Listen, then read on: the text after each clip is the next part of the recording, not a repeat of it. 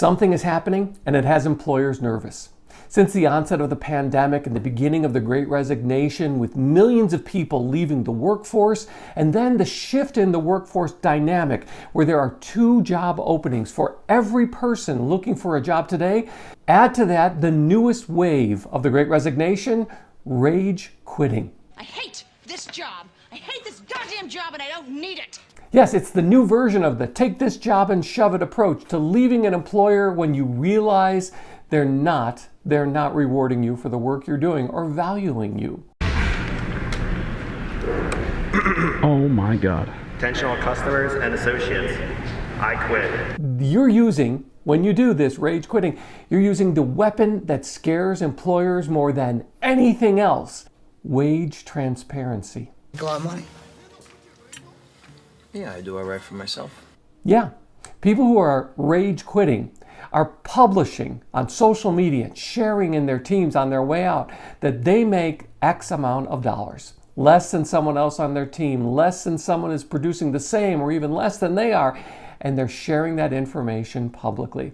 And nothing scares employers more in the job market than wage transparency. So let's take a look at this new phase, rage quitting and the Great Resignation, and see where we fit in the mix. So tap the like button and let's get started.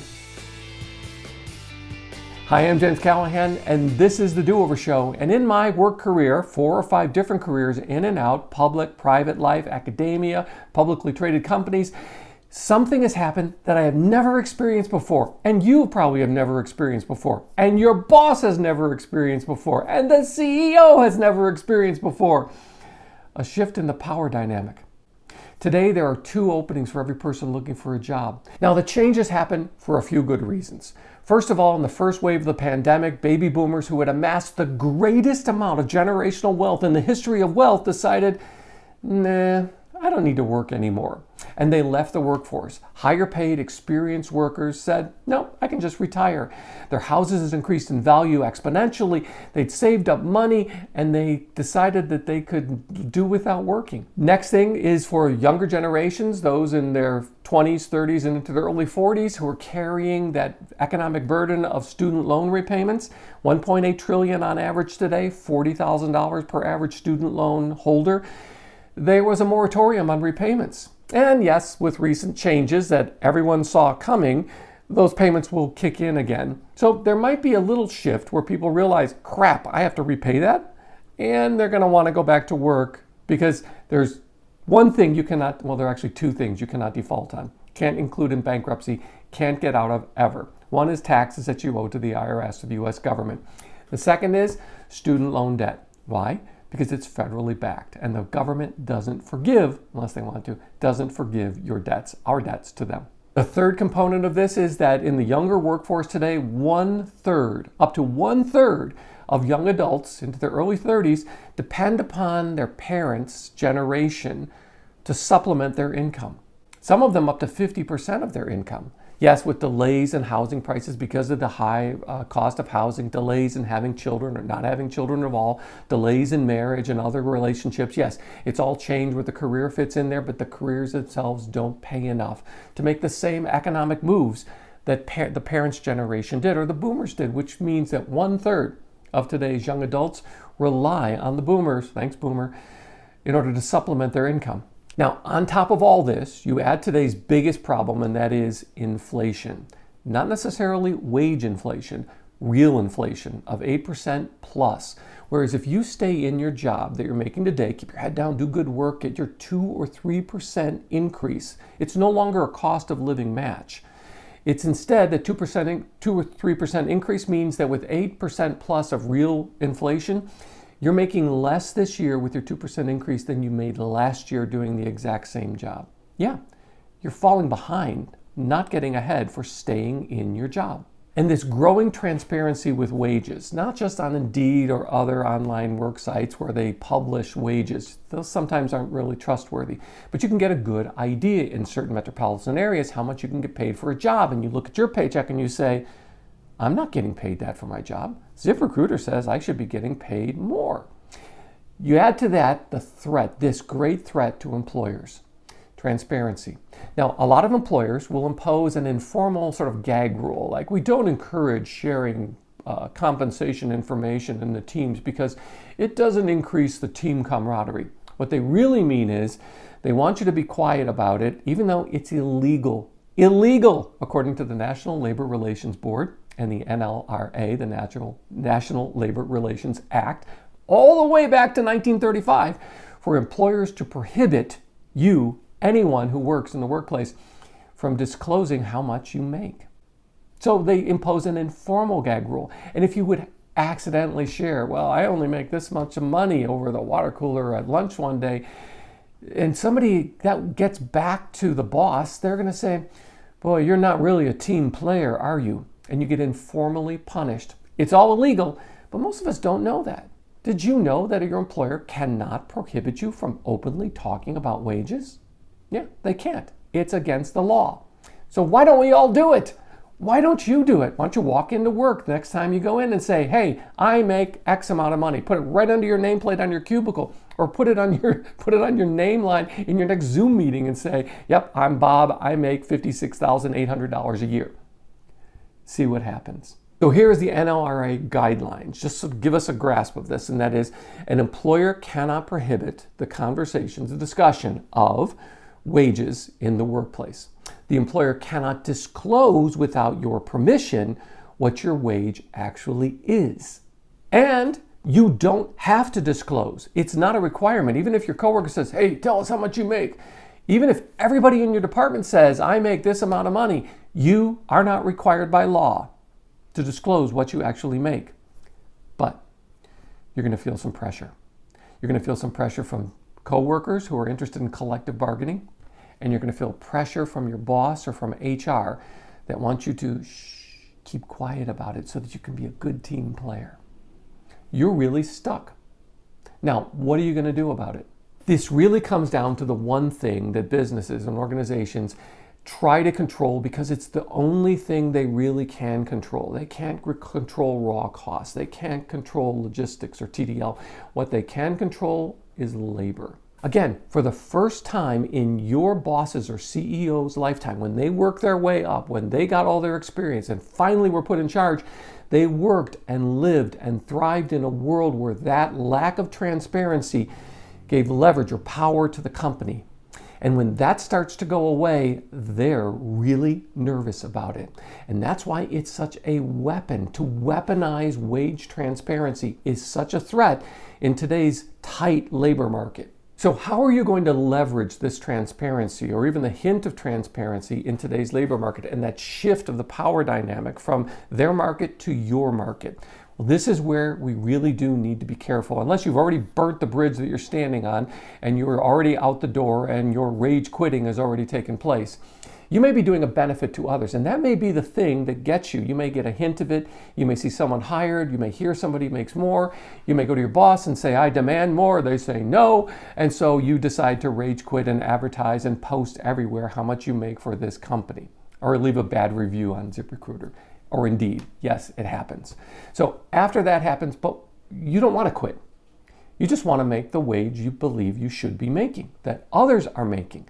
So how do we leverage this growing wage transparency in this new power dynamic to our advantage? It's becoming more and more common in today's tight labor market for companies to hire for supervisor or leadership position or team lead positions from outside, being able to pay a higher wage rather than promoting from within. Now, it's not just, they're still going to pay the wage. Why won't they pay it to you? Because companies, fewer and fewer companies today, there's a trend, they're not promoting from within. Not promoting from within because they want to keep you in your position, your high productivity position. You see, if they move you up, they have to fill your spot, which means they have to hire, they have downtime to hire, interview, onboard, train, just to regain the level of productivity they were already paying you to achieve. Companies actually look at it and say it's cheaper for us to hire someone at a higher wage from outside than it is to promote from within. So the first question you need to ask yourself, look around your company and say, are they hiring for scaled positions, higher positions? Are they hiring from inside or outside?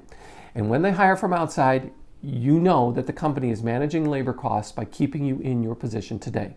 Now, next, if you have a conversation with someone and they disclose to you their wage and they're making more than you are for doing the same or even less work, or one of your colleagues rage quits and you realize, holy crap, they were making $10,000 more than I was and I was so much better than they were.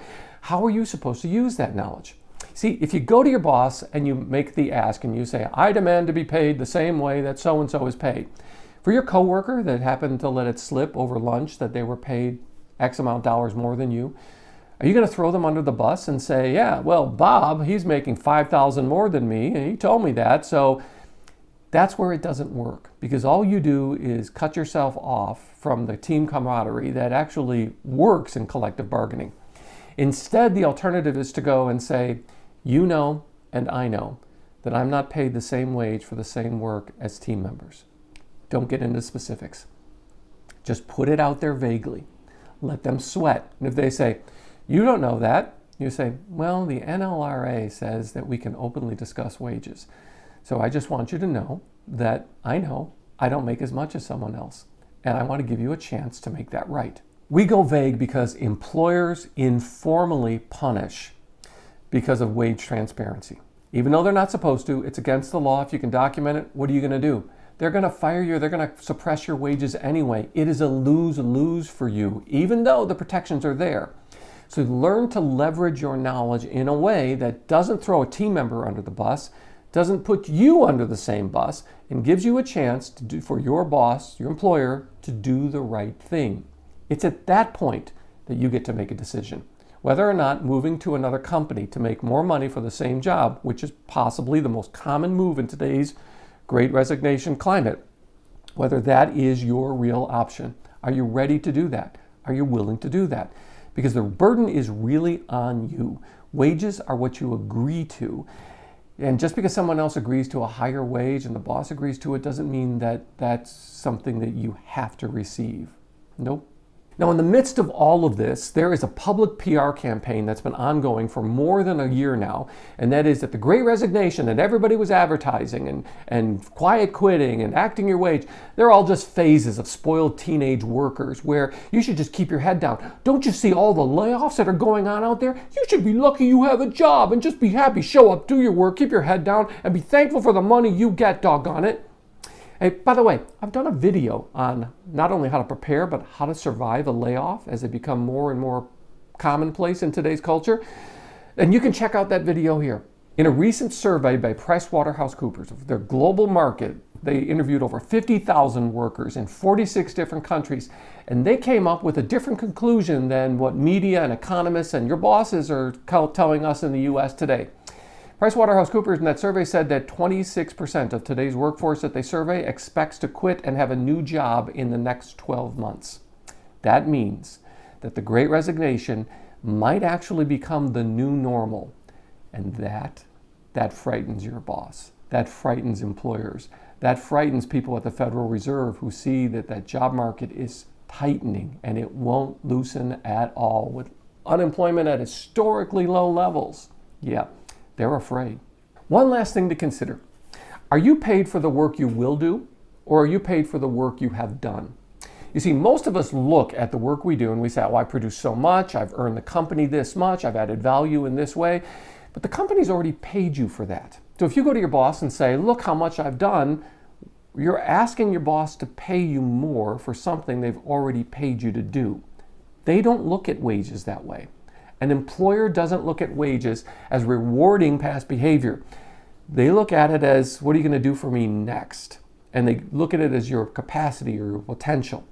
And they're usually going to ask you to prove yourself in order to get the higher wage. It is do more work, and if you do that, then I'll give you a raise. And then again, they're not going to double pay you for the work you've done. You've already given them the labor in exchange for a wage.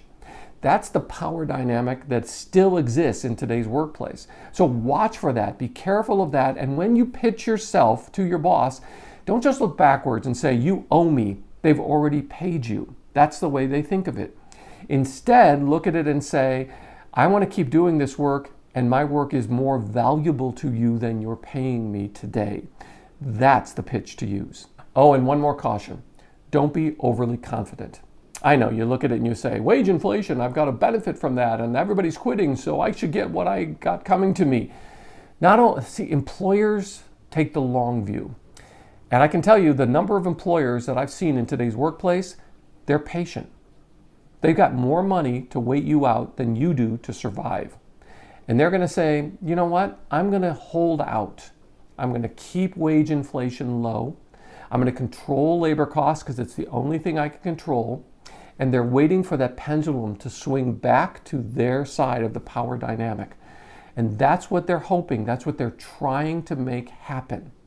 The only control we have is the freedom of mobility in today's workforce, the ability to quit and move to another job. And as labor today realizes that over the average working life, you can make 15 to as much as 40% more changing jobs every 2 to 3 years, then the amount of money someone makes getting incremental raises and staying at the same company for 30 to 35 years, the more you embrace that as the new normal, the more you will be free from a boss that guards against wage transparency and is just waiting you out, starving you out, waiting for that power dynamic to shift back to their market. So use the knowledge that you have.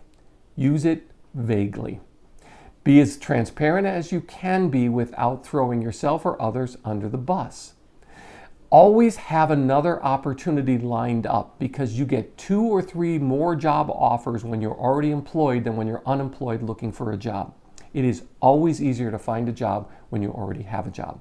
And just because you interview for another job, you put yourself out on the market, doesn't mean that you're going to quit your job now. So don't advertise that you're looking for another job, but instead find your value in today's workplace. Find your value by moving to a new geographic area. Find your value without having to rely on the generosity of a boss that you're trading your time and your labor for to finally look at you and say, I choose you, Pikachu.